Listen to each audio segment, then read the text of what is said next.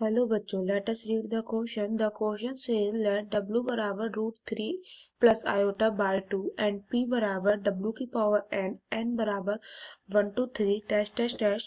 Further h1 बराबर z belongs to c, real part of z greater than 1 by 2 and h2 बराबर z belongs to c, real part of z minus 1 by 2 where is the set of all complex numbers if z1 belongs to p intersection h1 and z2 belongs to p intersection h2 and o represent the origin, then in angle z1 और z2 is equal to. यहाँ हमें बताना है angle z1 और z2 क्या होगा. ठीक है, तो देखो सबसे पहले यहाँ हमारे पास आता है की कंसेप्ट. यहाँ पर हमारे पास की कंसेप्ट क्या वर्क कर रहा है.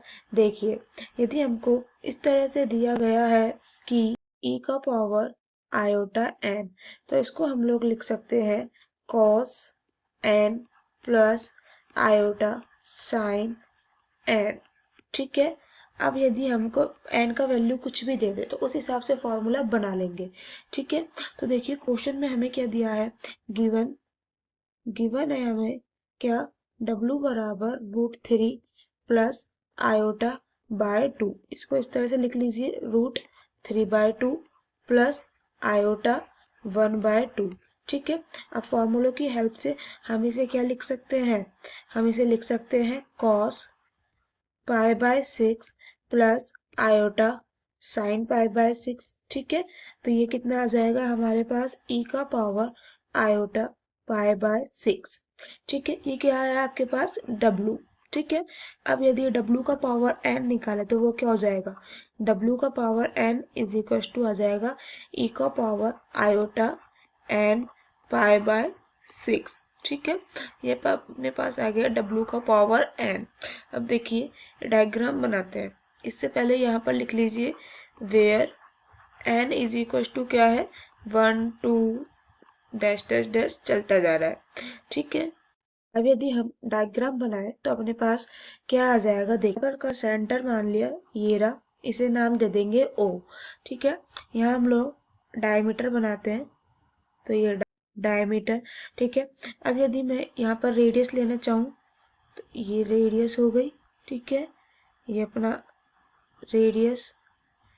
इस तरह से मैं डायग्राम बनाना चाह रही हूँ. देखिएगा ये हो गया और एक हो गया ये. ठीक है, देखिए नाम दे देते हैं. मैंने इस पॉइंट को नाम दिया A3, ये अपना हो गया A2. इसी तरह से एक इस साइड बनाया, ये हो गया A1. ठीक है, इसी तरह से यहाँ पर यदि करें तो ये अपने पास हो गया B3, ये हो गया B2 और ये अपने पास आ गया B1. ठीक है, इस तरह से हम लोगों ने पॉइंट्स के नाम दे दिए. ये अपना O है बीच में. ठीक है, ये इस तरह से बना दिया और ये. अब यहाँ पर हम एंगल की बात करें. ठीक है, तो ये वाला जो एंगल है ये है π/6. ठीक है, यदि इन दोनों को मिला दिया जाए इसी तरह से यहाँ पर इन्हें मिला दिया जाए तो देखो ये एंगल पहले लिख लेते हैं π/6. तो यहाँ पर हमारे पास x इज इक्वल टू क्या है -1/2 और यहाँ पर x इज इक्वल टू क्या है 1/2. ठीक है, देखो अब यहाँ पर z1 की बात करें तो फॉर z1 के लिए cos n π/6 क्या होगा, ग्रेटर देन 1/2 होगा. ठीक है, और यदि z2 की बात करें फॉर z2 तो z2 की बात करें तो cos n π/6 आपके पास क्या होगा लेस देन -1/2. ठीक है, तो पॉसिबल पोजीशन क्या हो जाएगी z1 के लिए तो A1 A2 A3. ठीक है, और आप लोगों के पास z2 के लिए क्या हो जाएंगी possible positions B1 B2 B3. ठीक है, तो देखो हम लोग लिख देते हैं possible positions of z1 are कौन कौन सी है A1 A2 A3. ठीक है, जैसे कि हम लोग डायग्राम में भी देख सकते हैं. और J2 के लिए क्या हो जाएगी पॉसिबल पोजीशन आपके पास B1 B2 B3।